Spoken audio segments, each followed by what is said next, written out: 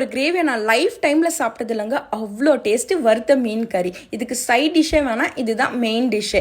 இதுக்கு நான் வஞ்சர மீன் எடுத்திருக்கேன். நீங்கள் என்ன மீன் வேணால் எடுத்துக்கலாம். பெரிய மீனாக இருந்தால் டேஸ்ட்டு நல்லாயிருக்கும். இப்போ இது கூட உப்பு, குழம்பு மிளகாய் தூள் சேர்த்து தனியாக வறுத்து எடுத்து வச்சுக்கோங்க. இப்போ ஒரு கடாயில் மிளகு, சீரகம், சோம்பு, பட்டை, கிராம்பு, 10 சின்ன வெங்காயம், 2 மீடியம் சைஸ் தக்காளி சேர்த்து குக் பண்ணி தனியாக அரைச்சி எடுத்துக்கோங்க. இப்போ அதே கடாயில் ஒரு மீடியம் சைஸ் பொடியாக நறுக்கின வெங்காயம், கொஞ்சமாக கருவேப்பிலை, 1 டேபிள் ஸ்பூன் அளவுக்கு இஞ்சி பூண்டு பேஸ்ட் ஆட் பண்ணிக்கோங்க. பச்சை வாசனை போகிற அளவுக்கு குக் பண்ணி எடுத்துக்கோங்க. இப்போ நம்ம அரைச்ச மசாலாவை இது கூட ஆட் பண்ணிக்கலாம். கூடவே 1/2 டேபிள் ஸ்பூன் உப்பு, 1/4 table spoon garam masala, 2 table spoon அளவுக்கு குழம்பு மிளகாய் தூள் ஆட் பண்ணிக்கோங்க. இது நல்லா குக் ஆனதுக்கப்புறம் கொஞ்சமாக தண்ணி விட்டுக்கோங்க. இது நல்லா திக்காகி வரணும். இந்த ஸ்டேஜில் வந்து நம்ம வறுத்து வச்சிருக்க மீனை இது கூட சேர்த்துடலாங்க.